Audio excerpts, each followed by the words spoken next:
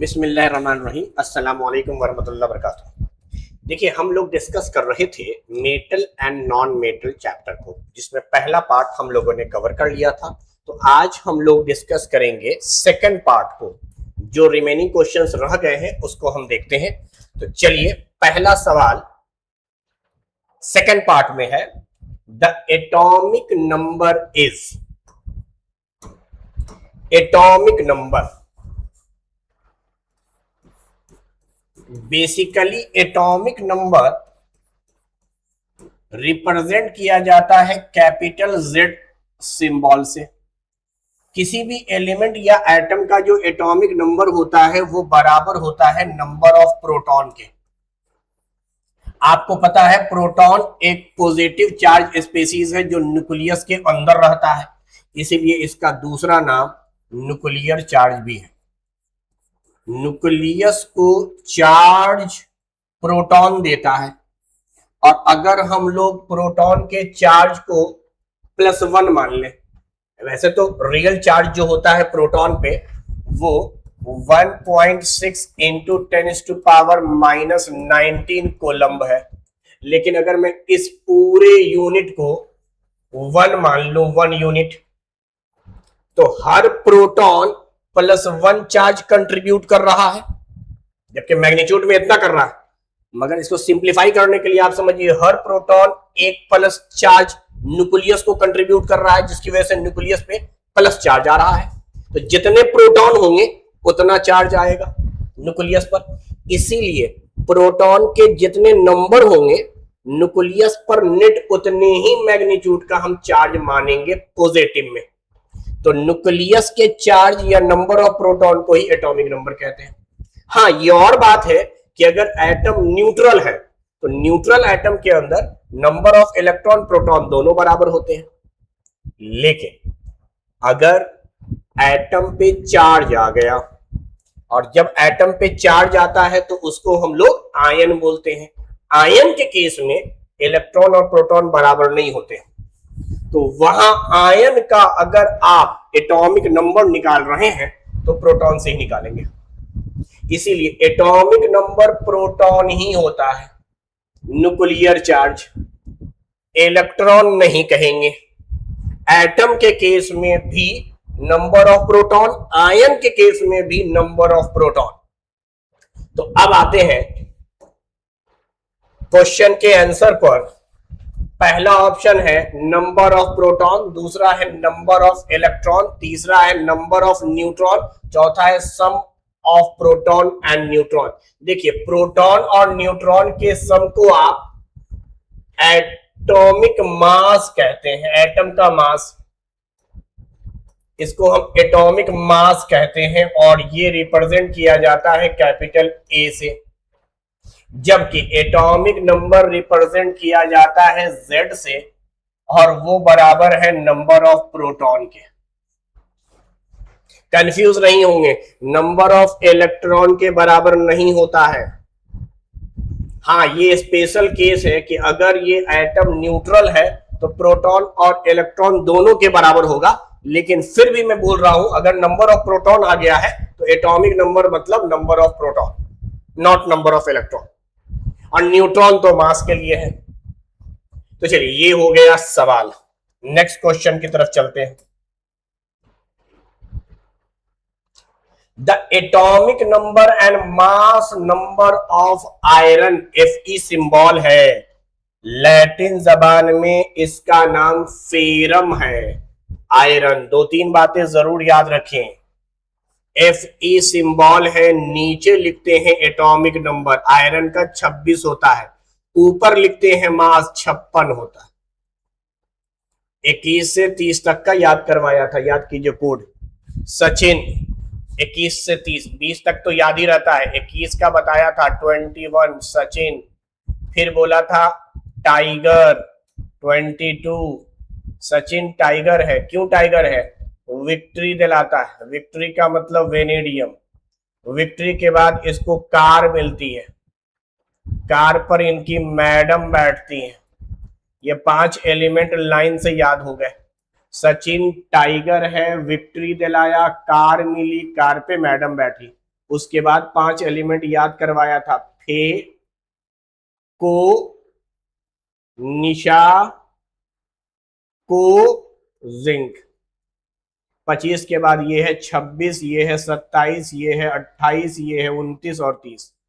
यानी कहा जा रहा है जिंक से कि निशा को फेंक दो, फेंको, इनको मिलाकर बोल रहे हैं, फेंको निशा को जिंक। पहला जो को है फेंको का को, ये कोबाल्ट है, और बाद में निशा के बाद को बोला है वो कॉपर है। अल्फाबेटिकली पहले ओ आता है फिर यू आता है, दोनों को बोलते हैं, सीओ को भी को बोलते हैं, सीयू को भी को बोलते हैं।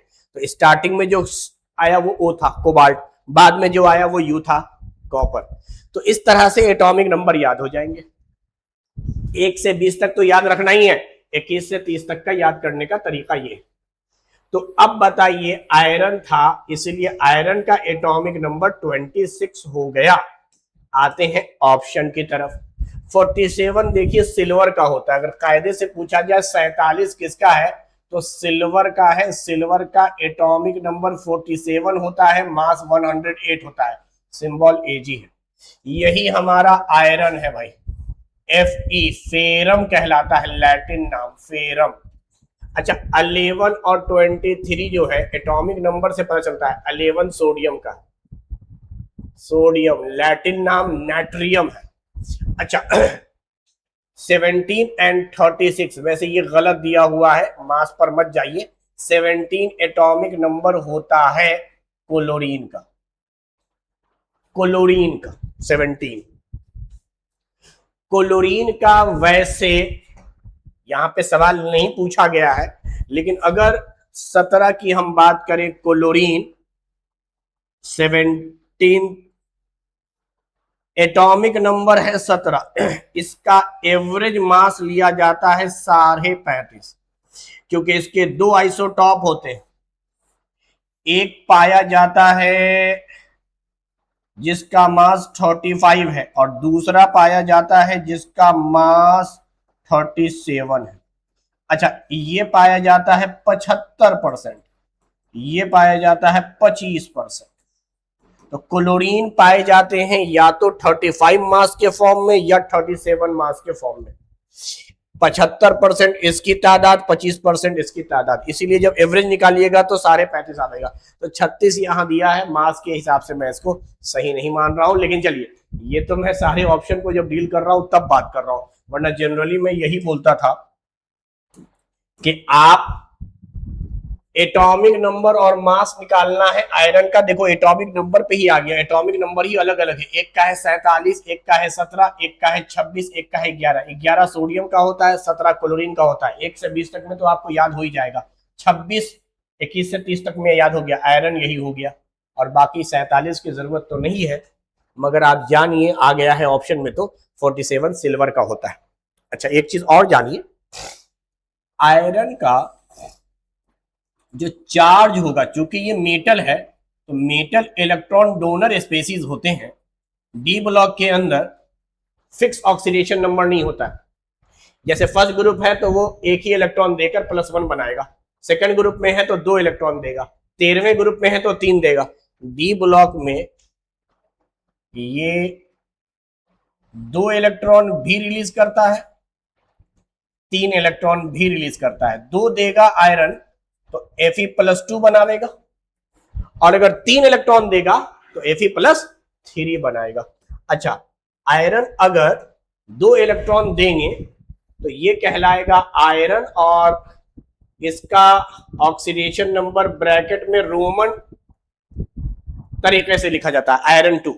3 इलेक्ट्रॉन देगा तो उसी तरीके से आयरन ब्रैकेट में 3। आयरन +2 या आयरन 2 को कहा जाता है फेरस, नाम लिखते वक्त फेरस, और आयरन 3 को कहते हैं फेरिक। ज्यादा होगा तो लफ्ज आवेगा इक, कम होगा तो लफ्ज आवेगा अस। तो आप आयरन के बारे में कम से कम इतनी बातें जाने। और क्लोरीन का एवरेज मास 35.5 इसलिए आया है क्योंकि ये पाया जाता है 35 और 37 मास के फॉर्म में। 35 वालों की तादाद है 75%, 37 वालों की तादाद है 25%। अगर इसी को रेशियो में हम पढ़े, रेशियो में, तो 75/25 करोगे, परसेंट परसेंट कटेगा, 1:3, सॉरी 3:1, 25 से काट दो, पहले हमने 35 वाले का लिया, 3:1, 25 तिया 75, तो 35 वाले 3 रेशियो में, 37 वाले 1 रेशियो में। तो ये पूरा एक्सप्लेनेशन है। अदरवाइज इसका एटॉमिक नंबर 1 से 30 तक का अगर आपको याद है तो आयरन का 26 हो गया, मास 56 होता है। नेक्स्ट क्वेश्चन की तरफ चलते हैं। ये कह रहा था वैलेंसी ऑफ कार्बन इज, इसको हम लोग पीरियड टेबल से भी निकाल सकते हैं। कार्बन 14वें ग्रुप में था, 14वें ग्रुप में था, नॉन मेटल है, सॉलिड है, वो तो बात की बात है। 14वें ग्रुप में होने की वजह से क्योंकि कार्बन का ताल्लुक मॉडर्न पीरियोडिक टेबल में 14th ग्रुप से, और 14th ग्रुप के अंदर पहला मेंबर खाली था, यानी फर्स्ट पीरियड, यहीं पे था कार्बन। चलिए एटॉमिक नंबर इसके 6 होते हैं, मास 12 होता है। अब जरा समझो, पहले यहां से निकालते हैं। 14वें ग्रुप का होने की वजह से क्या हम लोग कह सकते हैं कि इसका वैलेंस इलेक्ट्रॉन 4 होगा, और वैलेंस इलेक्ट्रॉन 4 है तो वैलेंसी भी 4 होगी। ये 4 इलेक्ट्रॉन या तो लूज करें या गेन करें। अच्छा, वैलेंसी 4 होगी तो इसको टेट्रा वैलेंट कहेंगे, टेट्रा वैलेंट। तो कार्बन की वैलेंसी आ गई 4, टेट्रा वैलेंट। अच्छा, दूसरा एटॉमिक नंबर है और न्यूट्रल है, तो इसके अंदर प्रोटॉन भी 6 है, इलेक्ट्रॉन भी 6 है। ये इलेक्ट्रॉन 6 इलेक्ट्रॉनिक कॉन्फ़िगरेशन से अगर निकालोगे तो पहले ऑर्बिट यानी के शेल में 2 और दूसरे में 4, के शेल और एल शेल। एल शेल ही आउटर मोस्ट शेल है। आउटर मोस्ट शेल के अंदर जितने इलेक्ट्रॉन होते हैं यही वैलेंस इलेक्ट्रॉन होते हैं। तो अगर आप ग्रुप से नहीं निकाल रहे हैं, ग्रुप का यूनिट डिजिट वैलेंस इलेक्ट्रॉन होता है, नहीं निकाल रहे हैं तो आप एटॉमिक नंबर से निकालिए। एटॉमिक नंबर 6 है, 6 इलेक्ट्रॉन है, पहले ऑर्बिट में 2, दूसरे ऑर्बिट में 4, आखिरी ऑर्बिट के इलेक्ट्रॉन को वैलेंस इलेक्ट्रॉन कहते हैं। वैलेंस इलेक्ट्रॉन 4 है तो वैलेंसी भी 4 होगी। चलिए नेक्स्ट क्वेश्चन की तरफ चलते हैं।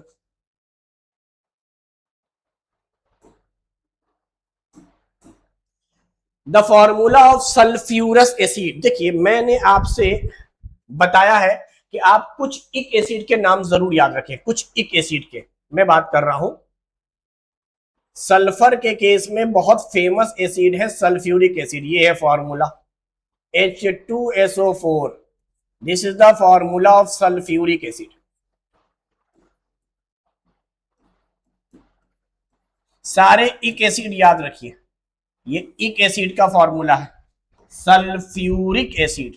वैसे ही फास्फोरिक एसिड याद रखिए H3PO4, इसका नाम है फास्फोरिक एसिड।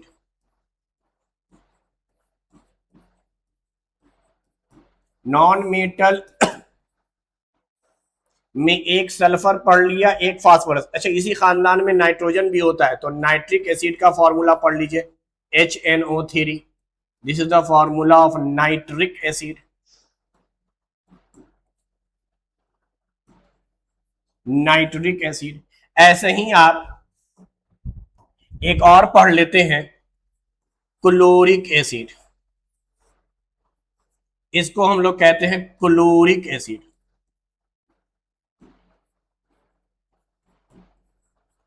इक एसिड जरूर जाने, सल्फर के अंदर जो इक एसिड है उसका नाम है सल्फ्यूरिक, फास्फोरस के अंदर जो है फास्फोरिक, नाइट्रोजन वाला नाइट्रिक, क्लोरीन वाला क्लोरिक, बोरॉन वाला ब्रोमिक और कार्बन वाला कार्बोनिक एसिड। लेकिन ज्यादा फेमस यही 4 है। अब सुनिए, इक एसिड का अगर आपको फॉर्मूला याद है, एक ऑक्सीजन अगर मैं इक एसिड में माइनस कर देता हूं, ये है इक एसिड। जितने भी इक एसिड के फॉर्मूले हैं, इस इक एसिड में एक ऑक्सीजन माइनस कर दीजिए। जितना भी ऑक्सीजन आपने लिखा है उसमें से एक ऑक्सीजन माइनस करते ही ये बन जाएगा अस एसिड। इसीलिए मैं कहता हूं अस एसिड का फॉर्मूला अगर नहीं याद है तो घबराने की जरूरत नहीं है। इक एसिड याद हो, एक ऑक्सीजन कम कर दीजिए। चलिए यहां पे जब मैं समझा रहा हूं तो पूरी ही बात बता देता हूं आपसे। मुझे इक एसिड याद था, मुझे अस लिखना है, सल्फ्यूरस एसिड। देखो इक का फॉर्मूला क्या है, H2SO4, ये इक एसिड है। एक ऑक्सीजन अगर मैं कम कर दूं, बाकी किसी में चेंजेस ना करूं, हाइड्रोजन जितना है उतना ही, सल्फर जितना है उतना ही, ऑक्सीजन इक में जितना था एक कम कर दो, इक में था 4, एक कम करोगे 3। This is the formula of sulphurous acid. Same phosphoric acid से एक ऑक्सीजन निकालिएगा, फॉस्फोरस एसिड बन जाएगा। फास्फोरस एसिड बन जाएगा। देखो फॉस्फोरिक एसिड का फॉर्मूला याद रखो, H3PO4, तो H3PO, अब वहां एक कम कर दोगे तो बन जाएगा 3, H3PO3। आगे चलो, अब बताओ, नाइट्रिक का पता है, एक ऑक्सीजन कम कर दो तो बन जाएगा नाइट्रस एसिड, और ये बनता है HNO2। नाइट्रिक में 3 ऑक्सीजन थे, इसीलिए यहां एक कम करके लिखा। चलो क्लोरिक पढ़ा है तो क्लोरस भी पढ़ ले। एक कम कर दोगे तो इक एसिड बन जाएगा अस एसिड।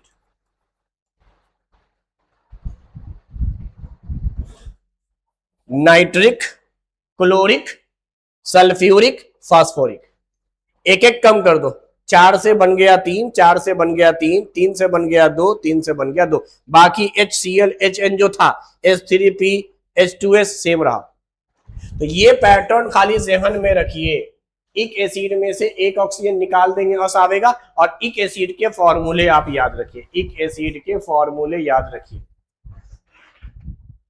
अब आइए इस सवाल पर लौटते हैं। सवाल था सल्फ्यूरस, अगर मैं इसको न देखूं चार्ट को तो मैं सीधे बोलूंगा सल्फ्यूरिक एसिड का फॉर्मूला है सर H2SO4।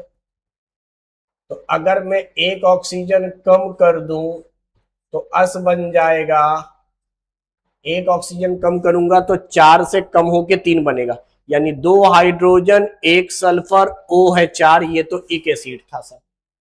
इक से डायरेक्ट 2 कम नहीं कर सकते थे, वरना 2 कम हो गया है। यहां तो सर ऑक्सीजन है ही नहीं, इसमें हाइड्रोजन 2 है, सल्फर 1 है, ऑक्सीजन 3 है। D is the correct answer. अब एक चीज और समझिए,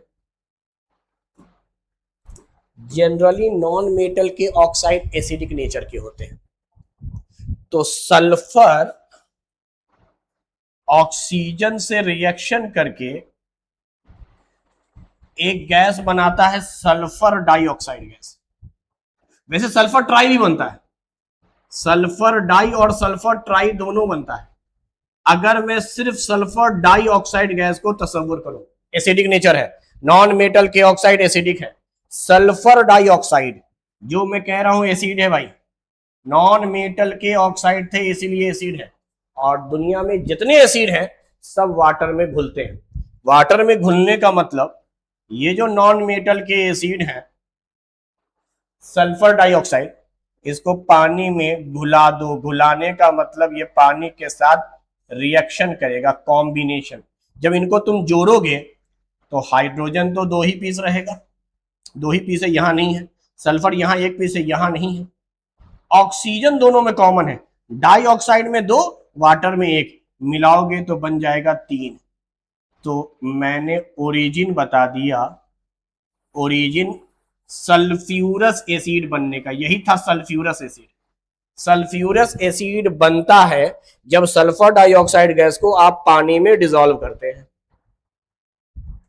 सल्फर डाइऑक्साइड गैस बनता है, एक नॉन मेटल है सल्फर, जब ये ऑक्सीजन से रिएक्शन करता है सल्फर डाई बनाता है, यही सल्फर डाई पानी में जाकर सल्फ्यूरस एसिड बनाता है। सिमिलरली अगर आप सल्फ्यूरिक को पानी में डाल रहे होते, सल्फ्यूरिक एसिड को वाटर में डिसॉल्व कर रहे होते, अब एडिशन होता तो ये बनता H2SO4, that is sulphuric acid, sulphuric acid.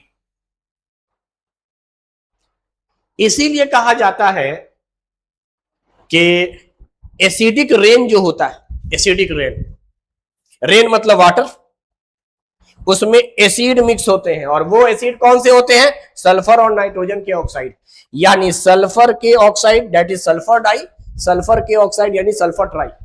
तो जब वाटर में सल्फर डाई या sulphur trioxide gas mix हो जाते हैं तो वो बना देते हैं सल्फ्यूरिक या सल्फ्यूरस एसिड। और अगर नाइट्रोजन की बात कीजिएगा तो नाइट्रोजन ऑक्सीजन गैस से रिएक्शन करके बनाता है नाइट्रोजन डाइऑक्साइड गैस, जिसको ब्राउन गैस भी कहते हैं, NO2।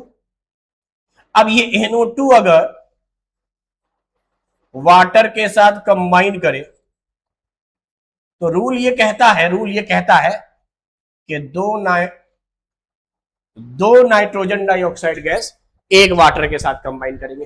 तो पहले मैं कॉम्बिनेशन बना देता हूं, पहले कॉम्बिनेशन बनाता हूं, हाइड्रोजन 2 पीस, नाइट्रोजन भी 2 पीस, और ऑक्सीजन हो गया 2 दूनी 4 और 1 5 piece.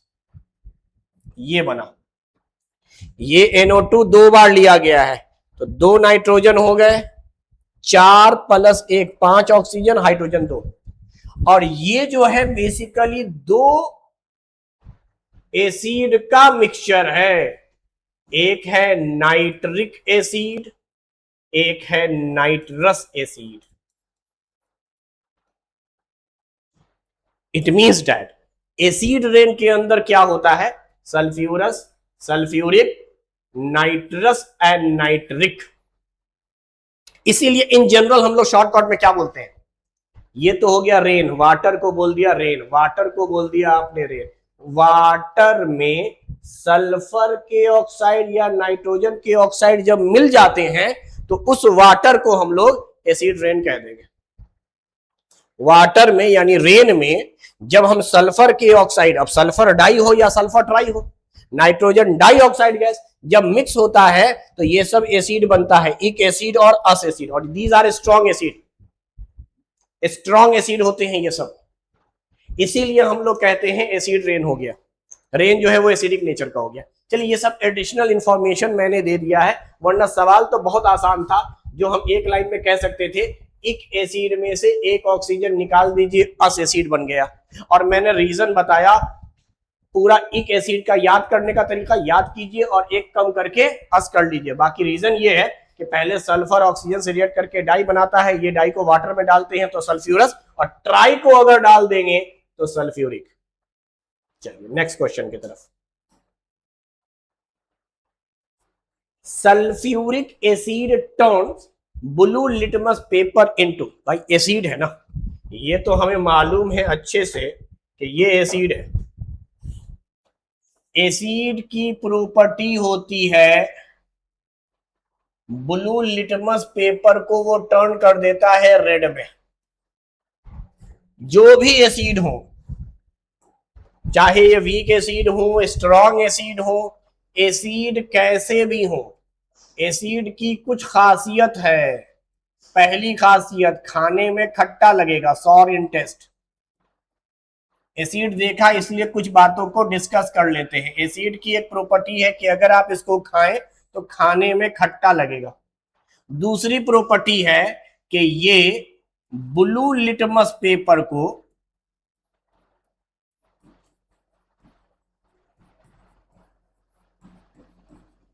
Turn into red, blue litmus paper को रेड में कन्वर्ट कर देता है, बदल देता है। जो केमिकल को बिना जाने हम टेस्ट करने से मना करते हैं, तो आप इंडिकेटर के तौर पे लिटमस पेपर का इस्तेमाल कीजिए। ब्लू को लाल में अगर कन्वर्ट कर दिया तो वो एसिड है। आप पीएच स्केल पर रीडिंग दे सकते हैं, पीएच की वैल्यू जो आवेगी वो लेस देन 7 आवेगी, लेस देन 7 यानी 7 से कम, या कुल मिलाकर रेंज समझो 0 to 7, 0 से 7 तक होगा। वैसे 7 तो नहीं होता, 7 से कम तक होता है यानी इसको हम ऐसे पढ़ सकते हैं, अगर हम मैथमेटिकल एक्सप्रेशन बनावे तो एसिड का जो पीएच होगा, पीएच, और नीचे हम लिख रहे हैं एसिड, एसिड का जो पीएच होगा, इधर लिख रहे हैं लोअर लिमिट, इधर लिख रहे हैं अपर लिमिट, यानी पीएच की वैल्यू ग्रेटर देन 0 होगी बट लेस देन 7 होगी। 7 के बराबर तो नहीं होगी, लेकिन 0 के बराबर हो सकती है, 0 के बराबर या 0 से बड़ी, 7 से हमेशा कम, नॉट 7 के बराबर। 7 के बराबर होगा तो वो न्यूट्रल कहलाएगा बेटा। तो ये हमने कुछ पॉइंट लिख दिया। चलो इसमें एक चीज और बता दें कि ये एसिड वो होता है जो रिलीज करता है, releases H plus ion. H plus ion को आप प्रोटॉन कहिए, H प्लस आयन को हम लोग प्रोटॉन कह सकते हैं। Releases H plus ion in aqueous medium यानी water, aqueous medium, aqueous medium से मुराद वाटर यानी पानी को H प्लस दे दे।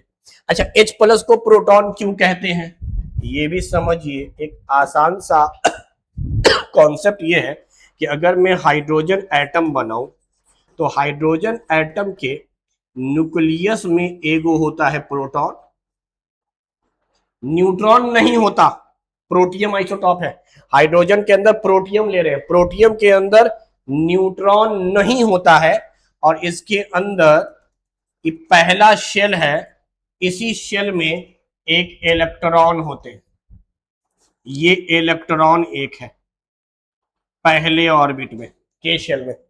इसके बाद बहुत सारे शेल होंगे, सब एम्प्टी होंगे, मतलब ऑर्बिट होंगे, इनफाइनाइट नंबर ऑफ ऑर्बिट होता है, वो सब एम्प्टी है, उसको कंसीडर नहीं कर रहे हैं। बस पहला ही ऑर्बिट, यही आखिरी ऑर्बिट कंसीडर किया जाएगा इलेक्ट्रॉन को रखने के एतबार से। अब H प्लस आयन बनाओ। H प्लस आयन का मतलब हुआ कि हाइड्रोजन एटम ने एक इलेक्ट्रॉन रिलीज कर दिया, यही इलेक्ट्रॉन था हाइड्रोजन के अंदर, इसको इसने रिलीज कर दिया। जब ये रिलीज कर दोगे तो खाली न्यूक्लियस के अंदर प्रोटॉन बचेगा। अच्छा, न्यूक्लियस तो रीजन का नाम है, एक्चुअली जो बचा है वो है प्रोटॉन। ये तो रीजन है भाई, रीजन को हटाओ, यानी सिर्फ पॉजिटिव चार्ज का नाम है हाइड्रोजन आयन। तो hydrogen ion means proton, hydrogen ion means proton. तो जो प्रोटॉन रिलीज कर दे एक्वस मीडियम में, एक और लास्ट बात मैं लिख दे रहा हूं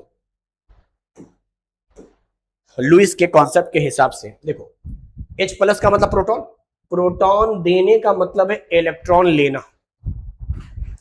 प्रोटॉन और इलेक्ट्रॉन एक दूसरे के अपोजिट डायरेक्शन में बात होती है, बिल्कुल रिवर्स केस है। प्रोटॉन पे प्लस चार्ज होता है, इलेक्ट्रॉन पे माइनस होता है। तो जो प्रोटॉन दे और इन रिटर्न क्या ले, इलेक्ट्रॉन। एसिड कहेंगे जो एक्सेप्ट करेगा, accept pair of electron.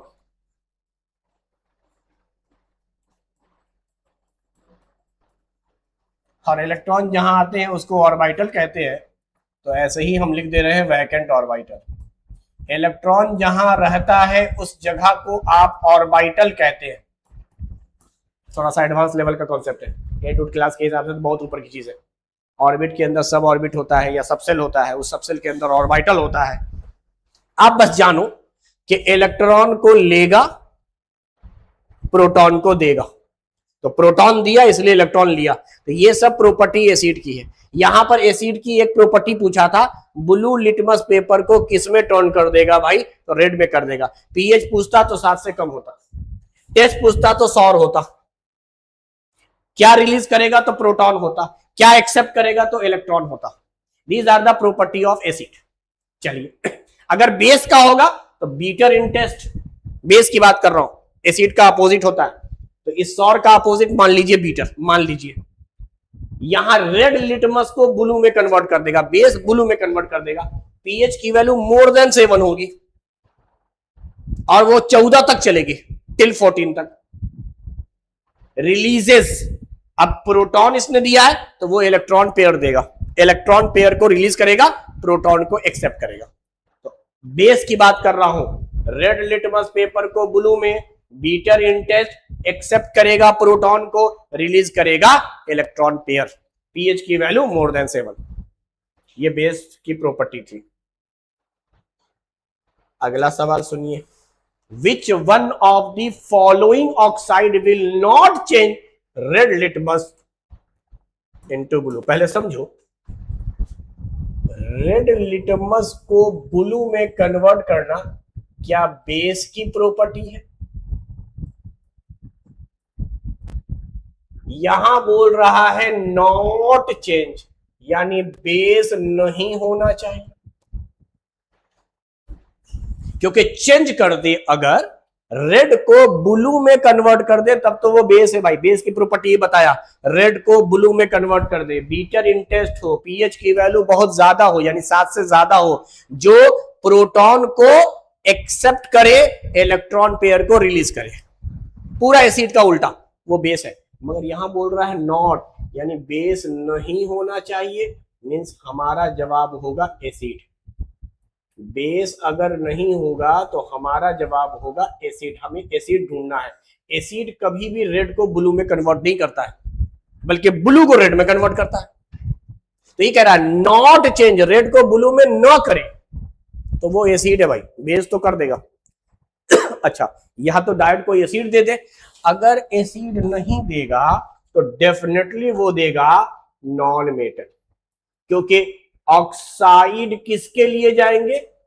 Oxide of non metal. Non metal के ऑक्साइड जो होते हैं वो एसिडिक नेचर के होते हैं। तो आपसे पूछ रहा है कि इनमें से किसके ऑक्साइड हैं जो रेड को ब्लू में कन्वर्ट नहीं करेंगे। चलिए बात करते हैं एक एक करके। और पहला जवाब था कैल्शियम। भैया मेटल है, ये मेटल है, इसके जो ऑक्साइड होंगे वो बेस होंगे, और बेस जो होगा वो रेड को, R stand for red, red को ब्लू में कन्वर्ट कर देगा, इसीलिए नहीं हुआ। सोडियम, ये भी मेटल है, मेटल के जो ऑक्साइड होंगे वो बेसिक नेचर के होंगे, यानी बेस होगा, और बेस वो है जो रेड को कन्वर्ट कर देगा ब्लू में, ये भी नहीं हुआ। सल्फर एंड मैग्नीशियम, पहले हम मैग्नीशियम देखें, ये मेटल है, इसके ऑक्साइड बेस होंगे, और बेस उसको कहते हैं जो रेड को ब्लू में कन्वर्ट कर देता है, तो ये भी नहीं हुआ। तो नॉन मेटल के नाम पर आप पढ़िए सल्फर।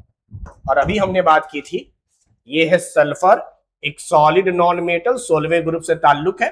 सल्फर जब ऑक्सीजन से रिएक्शन करता है तो दो तरह के ऑक्साइड बनते हैं, एक सल्फर डाई बनता है, एक सल्फर ट्राई बनता है, और ये दोनों नॉन मेटल के ऑक्साइड है, तो एसिड नेचर के हैं। तो एसिड का काम है सॉर इंटेस्ट, पीएच की वैल्यू लेस देन 7, ये H+ आयन को रिलीज करेंगे, पहले ये वाटर के साथ मिलकर वही सल्फ्यूरस और सल्फ्यूरिक एसिड बनावेगा, फिर वो टूट के पानी में, या फिर इलेक्ट्रॉन पेयर को ये एक्सेप्ट करेंगे। चलिए, ये एसिड अगर है तो ये ब्लू लिटमस पेपर को रेड में कन्वर्ट कर देगा, और रेड को रेड ही रहने देगा, रेड को कन्वर्ट नहीं करेगा। Red litmus paper will remain in red in colour, red को रेड ही रहने देगा। तो कह रहा है रेड को चेंज ना करे, मतलब रेड को रेड ही रहने दे, ब्लू ना होने दे, एसिड की बात हो रही है, इसलिए सल्फर। चलिए नेक्स्ट सवाल की तरफ आते हैं। The metal used in wrapping of medicine, बहुत अच्छा सवाल है। जो हमारे पास मेडिसिन होते हैं, कैप्सूल वगैरह होता है, तो उसको जब रैप हम करते हैं तो कौन से मेटल का हम इस्तेमाल करते हैं? तो उसमें याद रखिएगा एल्युमिनियम का इस्तेमाल करते हैं। एल्युमिनियम फॉयल का इस्तेमाल किया जाता है रैपिंग में, एल्युमिनियम। कई रीजन है एल्युमिनियम का इस्तेमाल करने के पीछे, कई रीजन है क्यों आखिर हम लोग एल्युमिनियम का इस्तेमाल करते हैं। पहला तो आपको मैं इकोनॉमिकल पॉइंट ऑफ व्यू से बता दूं कि एल्युमिनियम मेटलों में मोस्ट अबंडेंट मेटल है, मोस्ट अबंडेंट है।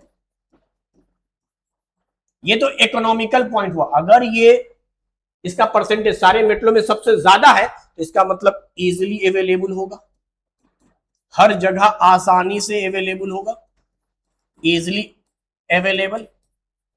जो चीज आसानी से अवेलेबल है वो सस्ती भी होगी, चीपेस्ट। एवं सस्ती है, मतलब सिल्वर गोल्ड के मुकाबले, देखिए गोल्ड और सिल्वर के मुकाबले तो ये काफी सस्ती है।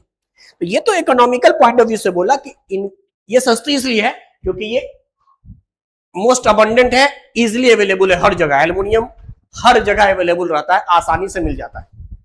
अगला सुनो, जो असल कारण है इसका सिर्फ सस्ता होना या हर जगह आसानी से मिल जाना जरूरी नहीं है। रैपिंग मतलब मेडिसिन को रैप करने में इस्तेमाल इसलिए करते हैं, देखो मेडिसिन जो है ना वो एक केमिकल है, और ये केमिकल हो सकता है ऑक्सीजन, जो एटमॉस्फेयर में ऑक्सीजन है उस गैस के कांटेक्ट में आए और खराब हो जाए, कॉन्टिमिनेटेड हो जाए, या ऑक्सीडेशन रिएक्शन कर ले। जैसे फूड का ऑक्सीडेशन होता है, खाना सड़ता गलता है, आप रख दीजिए कोई खाने को, मतलब डिफ्रीजर में नहीं, बाहर रख दीजिए, बहुत देर तक छोड़ दीजिए, वो धीरे धीरे मॉइस्ट कंडीशन में, यानी जब एयर के अंदर वाटर का कंसंट्रेशन ज्यादा हो, ह्यूमिडिटी ज्यादा हो, तो वो वाटर के साथ भी रिएक्शन करता है, ऑक्सीजन गैस के साथ भी करता है, और समटाइम्स कार्बन डाइऑक्साइड गैस के साथ भी रिएक्शन करता है।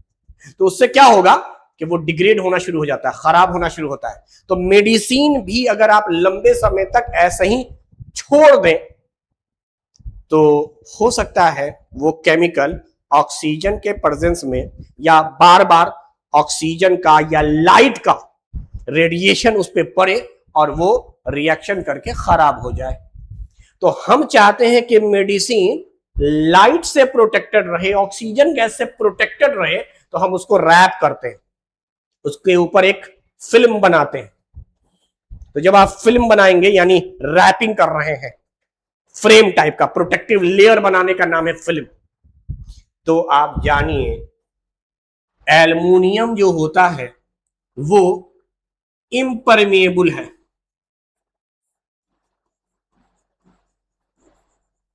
मतलब एलाउ नहीं करता है, प्रोटेक्टिव लेयर बना चुका है अपने ऑक्साइड का, इसलिए इम्परमेबल है, मतलब एलाउ नहीं करेगा लाइट को कि लाइट इससे क्रॉस कर जाए।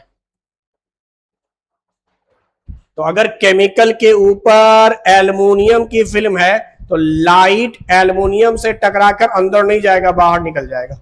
वैसे तो आप कहेंगे सर सिल्वर एक बहुत अच्छा रिफ्लेक्टर है, चलिए सिर्फ लाइट ही नहीं है, लाइट के अलावा एयर, एयर भी, यानी एयर बोले तो ऑक्सीजन, क्योंकि प्रोटेक्टिव लेयर पहले ही बना चुका है अपने एल्युमिनियम ऑक्साइड का। वाटर, आसानी से ये रिएक्शन नहीं करते हैं कार्बन डाइऑक्साइड। तो इसका मतलब मेडिसिन को हमें लॉन्ग टाइम के लिए अगर प्रोटेक्ट करके रखना है तो उस मेडिसिन को रैप करेंगे एल्युमिनियम मेटल या एल्युमिनियम के फिल्म के जरिए, जिससे light, air, water, carbon dioxide, ये जो सेंसिटिव है ना केमिकल, ये इससे बच जाएंगे रिएक्शन करना, और जब बच जाएंगे तो ज्यादा बेहतर है। सिल्वर में भी थोड़ी बहुत ये प्रॉपर्टी पाई जाती है, बट सिल्वर जो है वो थोड़ा महंगा है, महंगा होने की वजह से हम लोग एल्युमिनियम का ज्यादा इस्तेमाल करते हैं। और गोल्ड जाहिर सी बात है बहुत ज्यादा महंगा है, और बहुत ज्यादा महंगा होने की वजह से भी इस्तेमाल नहीं करते। प्लस कभी कभी ऐसा होता है कि ये सिल्वर बहुत अच्छा लाइट का रिफ्लेक्टर तो है, लेकिन सिल्वर उस केमिकल, मेडिसिन के अंदर जो केमिकल डाला गया है उससे समटाइम्स रिएक्ट कर जाता है। जब उससे वो रिएक्ट कर जाएगा तो हो सकता है आपका लाइट, एयर, कार्बन डाइऑक्साइड से तो केमिकल को बचा दिया, लेकिन सिल्वर से आप बचा नहीं पाए, सिल्वर से वो कॉन्टिमिनेटेड हो गया, खराब हो गया। तो इस वजह से भी हम लोग थोड़ा सा मना करते हैं कि आप सिल्वर का फॉइल नहीं करेंगे। प्लस हमारे जिस्म में सिल्वर या गोल्ड का कंसंट्रेशन अगर बढ़ गया, क्योंकि आप सिल्वर के रैप वाले को अगर इंटेक कर रहे हैं तो जिस्म के अंदर अगर सिल्वर और गोल्ड का कंसंट्रेशन बढ़ गया तो आपको दूसरी बीमारी हो सकती है ब्रेन से रिलेटेड। तो उससे भी आपको बचाना है कि जो आप इंटेक ले रहे हैं क्या उसका कंसंट्रेशन जरूरत से ज्यादा हो गया, एक लिमिट से अगर एक्सीड कर गया तो प्रॉब्लम क्रिएट कर सकता है। तो चलिए, अच्छा सवाल था कि मेटल के अंदर जो यूजेस हैं उसमें एल्युमिनियम का एक यूज है, और बेहतरीन यूज है कि मेडिसिन को रैप करने में हम इस्तेमाल करते हैं। मेन तो ये काम है, ये प्रॉपर्टी एल्युमिनियम की होती है कि एल्युमिनियम पहले ही ऑक्सीजन से रिएक्ट करके अपने ऊपर एक प्रोटेक्टिव लेयर बना लेता है। ये पूरा एल्युमिनियम और इसके ऊपर एक प्रोटेक्टिव लेयर बन जाता है जिसको हम एल्युमिनियम ऑक्साइड कहेंगे। एल्युमिनियम ऑक्साइड प्लस एल्युमिनियम जो होता है बहुत फ्लेक्सिबल नेचर का भी होता है, इजिली वो देखते हैं प्लास्टिक की तरह होता है, वो इजिली जो है वो रैप करने में, फोल्ड करने में अच्छा होता है और स्टेबल होता है। स्टेबल होता है, फ्लेक्सिबल नेचर का होता है, लाइट वेट भी होता है। तो ये सब प्रॉपर्टी होती है इस एल्युमिनियम की कि ये स्टेबल है, लाइट वेट है,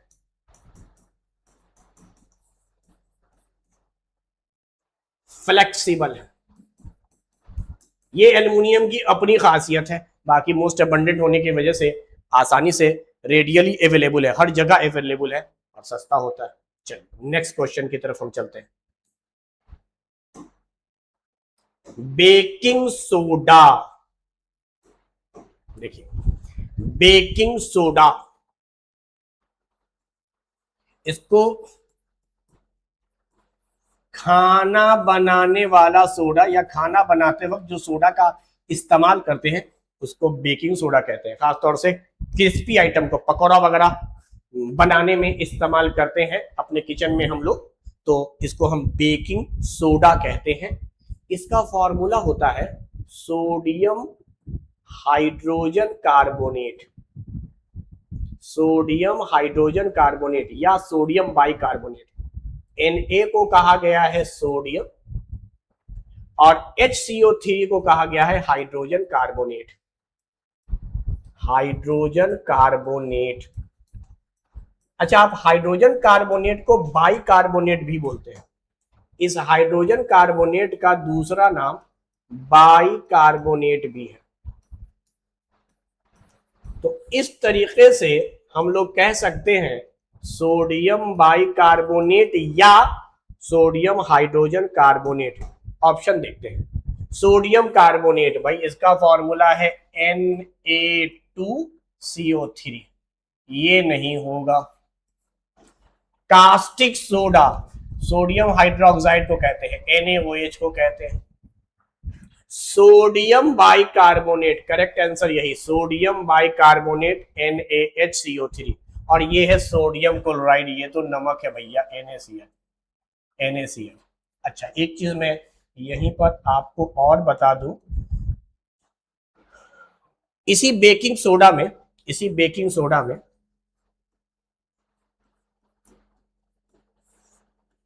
बेकिंग सोडा में अगर हम कोई एसिड मिला दें, चलो एसिड का भी नाम बता देता हूं, टार्ट्रिक एसिड। बेकिंग सोडा में अगर आपने एक एसिड मिक्स कर दिया है जिसका नाम है टार्ट्रिक एसिड, तो अब ये बन जाएगा बेकिंग पाउडर। बेकिंग पाउडर, ये फर्क है बेकिंग सोडा और बेकिंग पाउडर में। बेकिंग सोडा में टार्ट्रिक एसिड मिक्स नहीं है, बेकिंग सोडा है बिना मिक्स के। अगर इसी सोडा में आपने टार्ट्रिक एसिड मिला दिया तो अब ये बन गया बेकिंग पाउडर। एक लास्ट बात जो मैं समझाना चाह रहा हूं एडिशनल, वो ये है, सोडियम कार्बोनेट आपको दिखा था, this is the formula of sodium carbonate.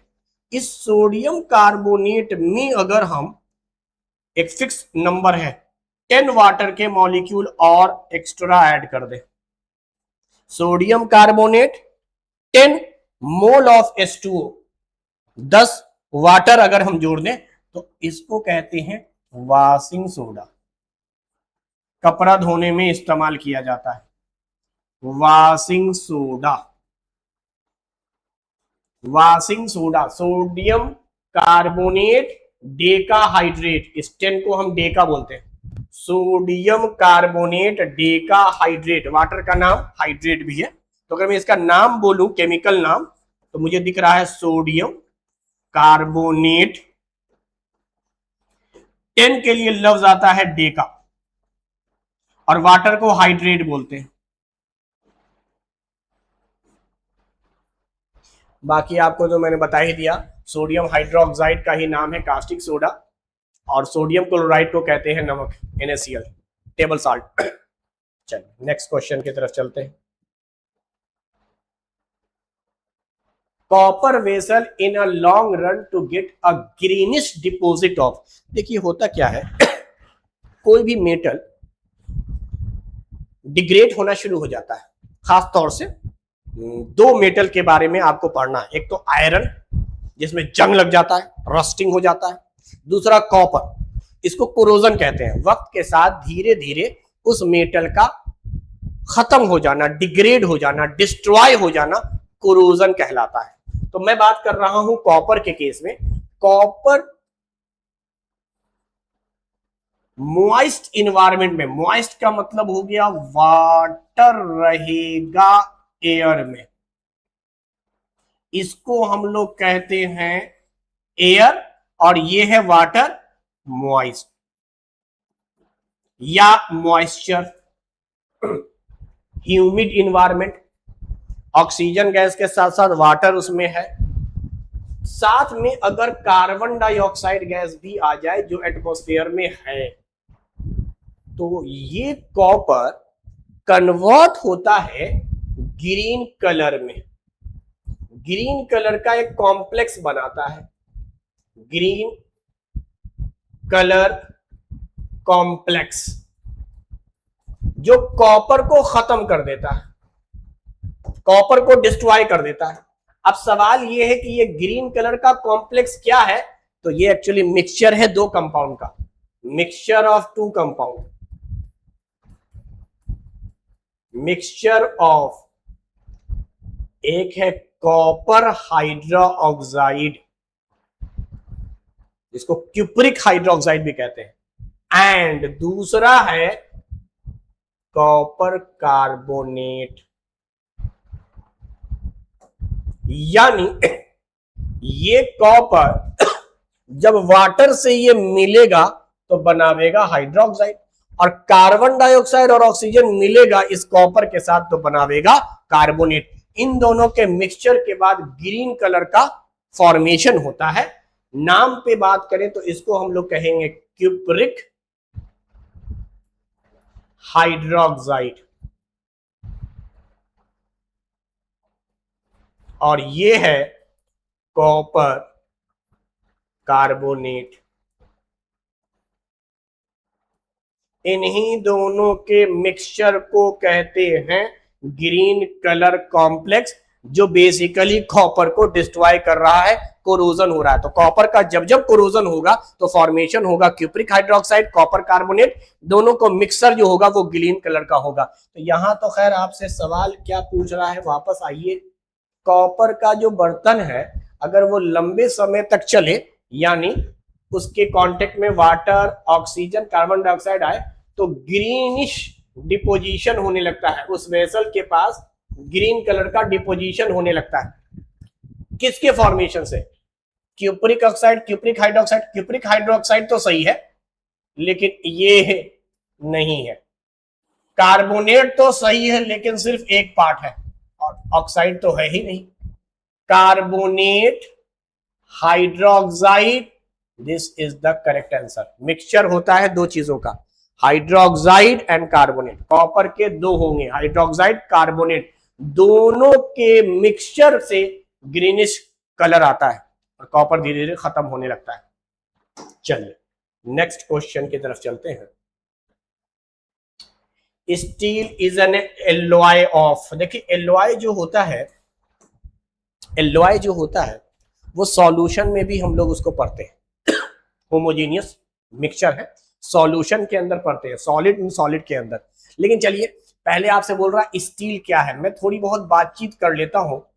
Steel जो होता है वो आयरन और कार्बन को मिक्स करने से बनता है। आयरन बोले तो Fe सिंबल है और कार्बन बोले तो C सिंबल है। आयरन और कार्बन से मिलकर बनता है, iron and carbon steel, iron and copper नहीं, iron and aluminium, iron and sulphur, iron and carbon, पहला आंसर सही हो गया। स्टील बनता है आयरन एंड कार्बन से। अच्छा आपने अक्सर सुना होगा स्टेनलेस स्टील, एसएस कहते हैं शॉर्ट कैस में, शॉर्ट में कहते हैं एसएस, स्टेनलेस स्टील। देखो स्टील में ही, स्टील बोले तो समझ में आ गया, आयरन प्लस कार्बन। स्टेनलेस बनाने के लिए, जिस स्टील में निशान नहीं पड़े, धब्बा ऊपर नहीं पड़े, स्टेन नहीं पड़े, उसके लिए हम लोग इसमें मिक्स करेंगे। डी ब्लॉक का एक एलिमेंट है निकल, एक एलिमेंट है क्रोमियम। याद कीजिए, एटॉमिक नंबर 24, एटॉमिक नंबर 28, 29, फेको निशा। इन दोनों को अगर हम मिक्स कर देंगे तो निशान नहीं पड़ेगा स्टील में, और वो स्टील कन्वर्ट हो जाएगा स्टेनलेस स्टील में। तो ये बात भी इंपॉर्टेंट है, याद रखिएगा। डी ब्लॉक के दो एलिमेंट मिक्स कर देते हैं, कभी कभी खाली क्रोमियम मिक्स किया जाता है, कभी कभी सिर्फ निकेल, कभी कभी दोनों। ज्यादा बेहतर बनाने के लिए दोनों, nickel plus chromium, iron plus carbon में, क्योंकि ये तो सिर्फ स्टील है, स्टील में जब ये दोनों मिलाएंगे तब बनेगा स्टेनलेस। यानी स्टेनलेस बनाने के लिए, स्टेनलेस बनाने के लिए ये ऐड करना है स्टील में, ये स्टील है, ये ऐड कर दीजिएगा, स्टेनलेस हो जाएगा। चलिए, तो मैंने एडिशन बता दिया, यहां सवाल सिर्फ और सिर्फ आपका स्टील पर पूछा गया था। Next question, iron, chromium and nickel are constituent of alloy. अच्छा, यहां पर देख लेते हैं, कार्बन नहीं दिया है, वैसे तो कार्बन देना चाहिए, स्टेनलेस स्टील हो गया, ही पढ़ाया मैंने, निकेल, क्रोमियम, आयरन, साथ में कार्बन भी होना चाहिए। स्टेनलेस स्टील तो यही हो गया, क्रोमियम और निकेल मिलाया स्टेनलेस बन गया, साथ में स्टील के लिए आयरन दिया है। चलो मैं सबको एक एक करके डील कर लेता हूं। वैसे मैं स्टेनलेस स्टील अभी पढ़कर आया हूं, स्टेनलेस स्टील से मुराद, स्टेनलेस का मतलब हो गया निकेल प्लस क्रोमियम, स्टील का मतलब हो गया आयरन प्लस कार्बन। इस क्वेश्चन में सिर्फ ये तीन दिया है, इस क्वेश्चन में। चलो भाई, यही आंसर हो गया। आगे सुनो, अल्निको एकदम आसान है, सबसे आसान एलॉय यही है। ये एक ऐसा एलॉय है कि अगर आप इसके स्पेलिंग पर ध्यान दें तो एल आ रहा है, ये एल्यूमिनियम का शॉर्ट फॉर्म रिप्रेजेंटेशन है। Ni निकिल है, CO कोबाल्ट है, तो एल्यूमिनियम, निकिल, कोबाल्ट को मिलाकर बनाया गया है अल्निको। एल्यूमिनियम, निकेल, कोबाल्ट, हाँ साथ में इसमें आयरन भी रहता है। सही बात तो ये है, आयरन भी रहता है, उसका Fe नहीं ऐड किया गया, बस आयरन आप एडिशनल में जाने, आयरन के साथ साथ एल्यूमिनियम, निकेल प्लस कोबाल्ट होता है।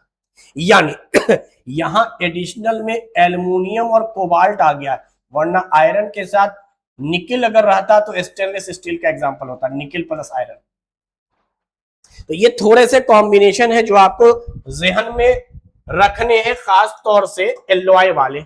ब्रास आसान है, ब्रास के अंदर हमें अच्छे से याद है, कॉपर में जिंक मिक्स किया जाता है, कॉपर प्लस जिंक को ब्रास कहते हैं। अच्छा, ब्रास से ही मैं बताता हूं एक और, इसी पे जर्मन सिल्वर कहा जाएगा, जर्मन सिल्वर। इसमें हम लोग कॉपर प्लस जिंक में मिक्स कर देंगे। चलो ऐसे ही हम बात कर रहे हैं निकेल को, कॉपर और जिंक में निकेल अगर ऐड कर देंगे तो ये बन जाएगा जर्मन सिल्वर, निकेल या समटाइम्स आयरन, आयरन या निकेल ऐड कर देते हैं तो ये बन जाता है जर्मन सिल्वर। अब लास्ट क्या है, अच्छा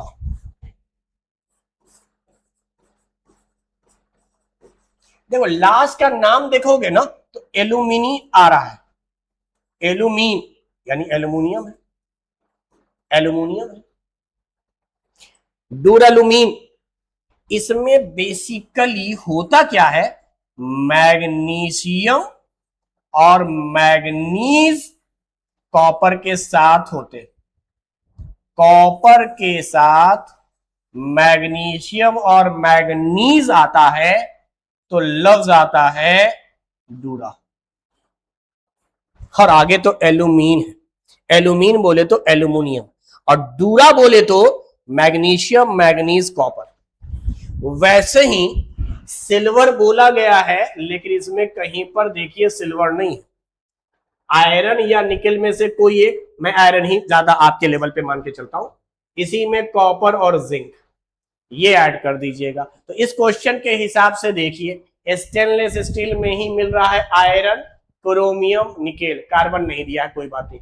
एल्कीनो में क्रोमियम है ही नहीं, क्रोमियम बोला था, निकेल तो है, आयरन है। चलिए आगे चलिए, यहां पर तो है ही नहीं, ना आयरन है ना क्रोमियम। यहां पर देखिए आप, क्रोमियम भी नहीं है, बल्कि क्रोमियम तो कहीं नहीं, क्रोमियम सिर्फ यहीं पर है।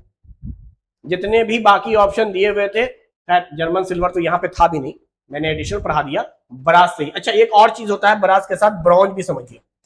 ये तो ब्रास पढ़ा दिया मैंने, एक होता है ब्रॉन्ज। ब्रॉन्ज में आपको कॉपर के साथ टिन लेना है, टिन, ऐसे कॉपर प्लस टिन, ये है टिन, ऐसे। तो ये जहन में आप रखिएगा एलॉय का फॉर्मेशन। आगे हम बढ़ते हैं अब नेक्स्ट क्वेश्चन की तरफ। Which of the following statement is false. अच्छे से सवाल पढ़ा था ये सब, यहां बोलेगा नॉट ट्रू, फॉल्स। जैसे इससे पहले एक बार आया था कि इनमें से कौन चेंज नहीं करेगा रेड को ब्लू में, ये सब याद रखिएगा, नॉट वाला। तो यहां फॉल्स बोल रहा है, इनमें से कौन स्टेटमेंट फॉल्स है, मतलब सही वाला नहीं, गलत वाले को टिक मारेंगे। एक एक करके पढ़ते हैं। कंस्टिट्यूएंट ऑफ स्टेनलेस स्टील, अच्छा स्टील है तो आयरन और कार्बन होगा, स्टेनलेस है तो निकेल, देखो यहां पे दे दिया क्रोमियम और निकेल बना रहा है स्टेनलेस, स्टील के लिए दे दिया उसने आयरन एंड कार्बन। भैया ये स्टेटमेंट तो सही है, ये स्टेटमेंट ट्रू है और हमें जवाब फॉल्स वाला देना है। कॉपर जिंक के साथ निकेल आ गया, देखो यहां आयरन नहीं दिया, निकेल दिया है, जर्मन सिल्वर, ठीक है भाई। कॉपर जिंक के साथ निकेल जो है वो जर्मन सिल्वर बनाता है, पढ़ाया था अभी, ये भी ट्रू है, तो ये भी गलत हो गया। कंपोनेंट ऑफ एल्निको, नाम से देखो, अल बोले तो एल्यूमिनियम, नी बोले तो निकेल, को बोले तो कोबाल्ट, एडिशनल में आयरन भी दिया है, सही है। यानी ऊपर के तीनों स्टेटमेंट आपको सही लग रहे हैं। आगे आते हैं आखिरी statement, bronze is a alloy of copper and zinc. यार कॉपर और जिंक का तो ब्रास होता है, यही स्टेटमेंट फॉल्स दिया है, तो हमारा आंसर यही हो गया। इसको थोड़ा करेक्ट भी कर लेते हैं। इसका जो करेक्ट है कॉपर प्लस जिंक, तो आपको पता है ये ब्रास है, और ब्रॉन्ज का अगर हमें सही एलॉय लिखना था तो कॉपर के साथ टिन बताया, कॉपर प्लस टिन बनाता है ब्रॉन्ज, कॉपर प्लस जिंक बनाता है ब्रास। चलिए हमें फॉल्स चुनना था, फॉल्स चुन लिया। नेक्स्ट सवाल की तरफ चलते हैं। The gold Smith mix white powder with gold before melting. यानी गोल्ड का देखो समझो मेल्टिंग पॉइंट बहुत ज्यादा होता है, गोल्ड का मेल्टिंग पॉइंट बहुत ज्यादा होता है। तो गोल्ड स्मिथ एक साइंटिस्ट है, इन्होंने गोल्ड को मेल्ट कराने के लिए एक व्हाइट पाउडर गोल्ड में मिक्स किया, और वो व्हाइट पाउडर बेसिकली बोरेक्स है। अगर सही बात समझो तो एक इनऑर्गेनिक बेंजीन होता है, सिंपली व्हाइट पाउडर बोलो या बोरेक्स बोलो, ये व्हाइट कलर का जो पाउडर है उसका नाम मैं लिख दे रहा हूं बोरेक्स। यानी गोल्ड के साथ उसने बोरेक्स को मिक्स किया। मिक्स करने की वजह ये थी कि मिक्सिंग के बाद जो मिक्सचर बना उसका मेल्टिंग पॉइंट कम हो गया, यानी गोल्ड का मेल्टिंग पॉइंट डिक्रीज करा दिया गया ताकि आसानी से गोल्ड मेल्ट हो सके। तो अब यहां पूछ रहा है मेल्टिंग से पहले गोल्ड को बोरेक्स या व्हाइट पाउडर मिक्स किया गया ताकि गोल्ड का मेल्टिंग पॉइंट डिक्रीज हो सके to increase the shining appearance of gold. नहीं भाई, अपीयरेंस वगैरह के लिए थोड़ी कर रहे हैं। The increase of mass of gold, नहीं भाई। बजाहिर आपको लगेगा जब गोल्ड में आप बोरेक्स मिक्स कीजिएगा तो बात सही है, शाइनिंग सरफेस जो है वो डल हो जाएगा, इंक्रीज नहीं होगा। यहां पर मास तो इंक्रीज होगा। To decrease the melting point of gold, the correct answer is gold का मेल्टिंग पॉइंट कम हो गया है। To increase the hardness of gold, ये सब गलत है। वैसे ही बात सही है, हार्डनेस इंक्रीज हो जाता है, हार्डनेस इंक्रीज हो जाता है, मगर पर्पस जो था वो कुछ और था, मेल्टिंग पॉइंट को डिक्रीज करना। देखो गोल्ड का मेल्ट कराने के लिए इसने दो काम किया, गोल्ड स्मिथ ने दो काम किया। पहला काम किया कि इसने जो हीट थी, कौन सी हीट, अगर आप फ्लेम की बात करें, फ्लेम का जो आउटर मोस्ट जोन है वहां कंप्लीट कंबशन होता है, वहां जो हीट होती है उस हीट का इस्तेमाल किया गोल्ड को मेल्ट कराने में। गोल्ड को मेल्ट कराने में गोल्ड स्मिथ ने ये जो हीट था produced in outer most zone of flame, उसका इस्तेमाल करके इस गोल्ड को मेल्ट करवाया। आउटर मोस्ट जोन में कंप्लीट कंबशन होता है, एक्सेस में ऑक्सीजन होते हैं, कंप्लीट कंबशन होने की वजह से हीट बहुत ज्यादा निकलता है। उस जोन के हीट को एक पाइप लेके ब्लो करवाया है और इसको मेल्ट करवाया है। अगला, इस गोल्ड में इसने बोरेक्स को मिक्स कर दिया, बोरेक्स को मिक्स कर दिया। बोरेक्स एक व्हाइट पाउडर था, जैसे ही आप इसको मिक्स कीजिएगा इस गोल्ड का मेल्टिंग पॉइंट डिक्रीज हो जाएगा, decreases the melting point of gold. अच्छा, समझने के लिए हम एक डाटे पे बात करते हैं।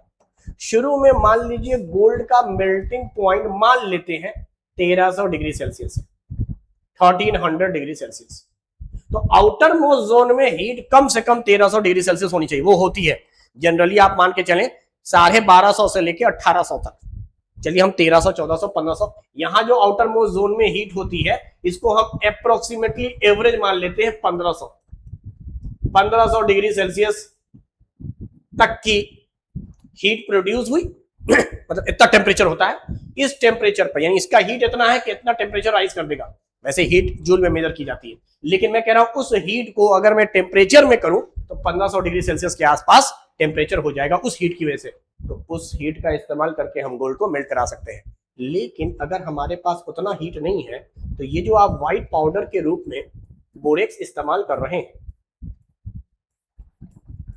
इस्तेमाल करते ही गोल्ड का मेल्टिंग पॉइंट अब जो बन जाएगा, मेल्टिंग पॉइंट ऑफ गोल्ड, वो हो जाएगा 900 डिग्री सेल्सियस, 1000 के अंदर आ जाता है 900 डिग्री सेल्सियस, समटाइम्स 800, वो डिपेंड करेगा व्हाइट पाउडर कितने ज्यादा अमाउंट में मिक्स किए गए हैं।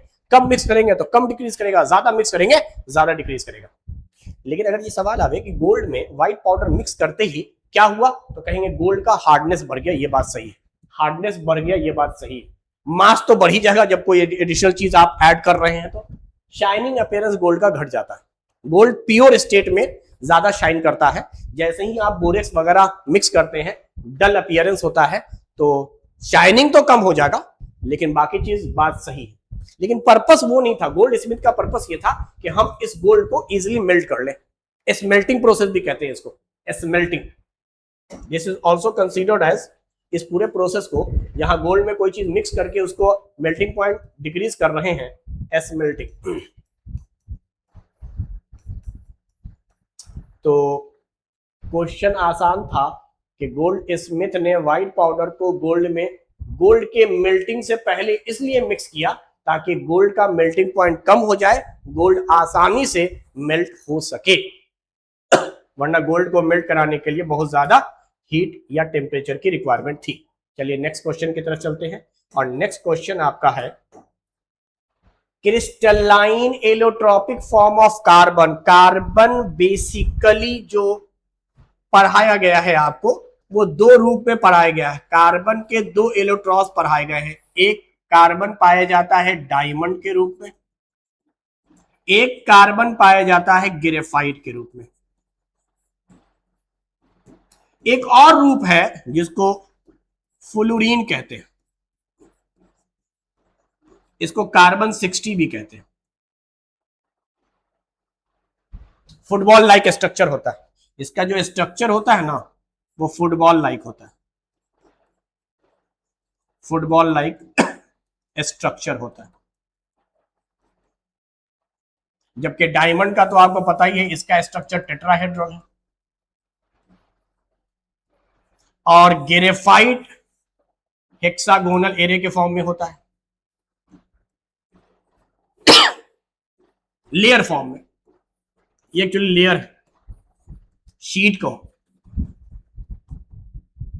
इसलिए ग्रेफाइट सॉफ्ट होता है। लेकिन ये जो फॉर्म है ये क्रिस्टलाइन है बेटा। क्रिस्टलाइन का मतलब होता है रेगुलर अरेंजमेंट, यानी रिपीटिंग यूनिट जो होगी वो एक रेगुलर पैटर्न में होगी। कार्बन के ये सारे रूप जो होंगे, इसके एलोट्रॉपिक फॉर्म जो होंगे ये क्रिस्टलाइन होंगे। क्रिस्टलाइन सॉलिड के अरेंजमेंट के हिसाब से दो हिस्से होते हैं, क्रिस्टलाइन एलोट्रॉपिक फॉर्म है। क्रिस्टलाइन का मतलब होता है रेगुलर अरेंजमेंट। अरेंजमेंट के हिसाब से सॉलिड दो हिस्सों में डिवाइड होता है, एक क्रिस्टलाइन सॉलिड जहां रेगुलर अरेंजमेंट होगा, एक डेफिनिट इंटरवल होगा, एक पैटर्न फिक्स्ड होगा, और दूसरा होता है एमॉर्फस।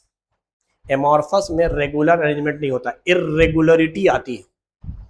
तो यहां पर आपसे पूछा गया था क्रिस्टलाइन, तो ग्रेफाइट तो क्रिस्टलाइन है भाई, ग्रेफाइट तो क्रिस्टलाइन है। कैल्शियम कार्बोनेट नहीं, लैंप ब्लैक नहीं, चारकोल नहीं। The correct answer is a. यही तीन फॉर्म आप मानेंगे कार्बन के एलोट्रॉपिक फॉर्म है, और उसमें भी क्रिस्टलाइन है। इसके अलावा अगर कार्बन का कोई रूप है तो वो एमॉर्फस कहलाएगा, वो एमॉर्फस कहलाएगा। एमॉर्फस मैं लिख दे रहा हूं, एमॉर्फस। एमॉर्फस को हम लोग कहते हैं स्यूडो सॉलिड। स्यूडो सॉलिड इसलिए कहते हैं, स्यूडो सॉलिड इसलिए कहते हैं कि इसका दूसरा नाम सुपर कूल लिक्विड भी है। इसके अंदर फ्लो वाली टेंडेंसी होती है, सुपर कूल लिक्विड, इसके अंदर फ्लो टेंडेंसी होती है। और ये बेसिकली इर्रेगुलर अरेंजमेंट है, इर्रेगुलर अरेंजमेंट का नाम है। चल यहां तो क्वेश्चन पूछा था आपसे एलोट्रॉपिक फॉर्म और उसमें भी क्रिस्टलाइन, तो ग्रेफाइट हो गया। अगला डायमंड या फ्लोरीन या कार्बन 60 होना चाहिए था, अगर होता तो होता। चलिए नेक्स्ट क्वेश्चन की तरफ हम लोग बढ़े। Which gas is rapidly produced when elemental aluminum react with sodium hydroxide solution? देखिए बहुत ही इंपॉर्टेंट सवाल है और समझने वाला है। ये जो एलिमेंटल एल्यूमिनियम है, एल्यूमिनियम एक मेटल है, और आप जानिए एक मेटल और जिंक, कम से कम इन दो मेटल के बारे में आप जानिए। इनको हम एम्फोटेरिक मेटल कहते हैं। एम्फोटेरिक इसलिए कहते हैं, मेटल ऐसे तो ऑक्सीजन से रिएक्शन करके बेस बनाता है।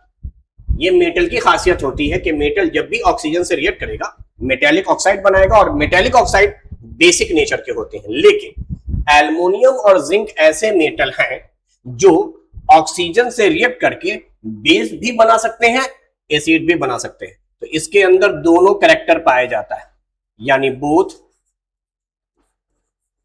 एसिडिक एंड बेसिक, ये दोनों प्रॉपर्टी शो करता है, मगर एट ए टाइम कोई एक ही शो करेगा। यानी किसी पर्टिकुलर रिएक्शन में ये या तो एसिड की तरह काम करेगा या बेस की तरह काम करेगा।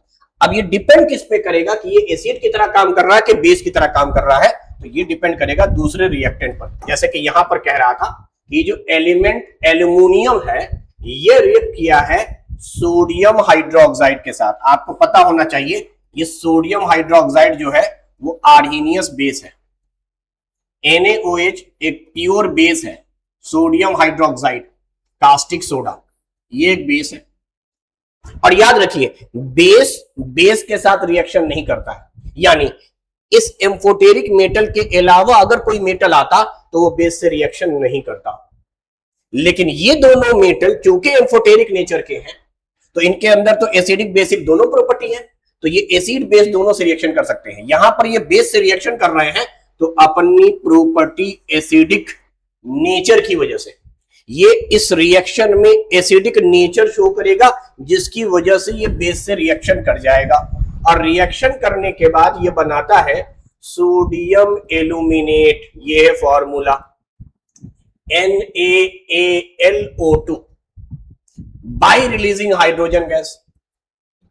एसिड बेस का रिएक्शन जब भी होगा साल्ट का फॉर्मेशन होगा और हाइड्रोजन गैस निकलेगी। हाँ, अगर ये अपने ऑक्साइड के फॉर्म में होता जैसे एल्युमिनियम ऑक्साइड या जिंक ऑक्साइड, तब ये वाटर बनाता, हाइड्रोजन और ऑक्सीजन कंबाइन करके वाटर बनाते। ये एक साल्ट है और इसका नाम है सोडियम एल्यूमिनेट। तो क्वेश्चन के हिसाब से आंसर तो हमारा आ गया, और ये एक साल्ट है। आंसर ये आ गया कि आपसे क्वेश्चन में पूछा है कौन सी गैस निकलेगी, which gas is rapidly produce when aluminium react with sodium hydroxide solution. तो आपको जो गैस निकल रही है उसका नाम पता है, hydrogen gas. Option C. Oxygen नहीं रिलीज होता, कार्बन डाइऑक्साइड नहीं होता, नाइट्रोजन गैस रिलीज नहीं होता। अच्छा, एक चीज और मैं यहीं पे थोड़ा सा एक्स्ट्रा समझा दूं आपको कि यही एल्युमिनियम अगर एसिड से रिएक्शन कर रहा होता, मान लीजिए HCl है, डाइल्यूट हाइड्रोक्लोरिक एसिड, और ये प्योर एसिड होते हैं, आर्हीनियस एसिड, एक्वस सॉल्यूशन में H+ आयन रिलीज कर देता है, तो यहां से ये H+ आयन रिलीज हो जाएगा और ये एल्युमिनियम हाइड्रोजन को इलेक्ट्रॉन देकर न्यूट्रल बना देगा और क्लोरीन के साथ कंबाइन कर जाएगा, जो सिंगल डिस्प्लेसमेंट वगैरह रिएक्शन का पैटर्न देखा है। Aluminium chloride bye releasing hydrogen gas.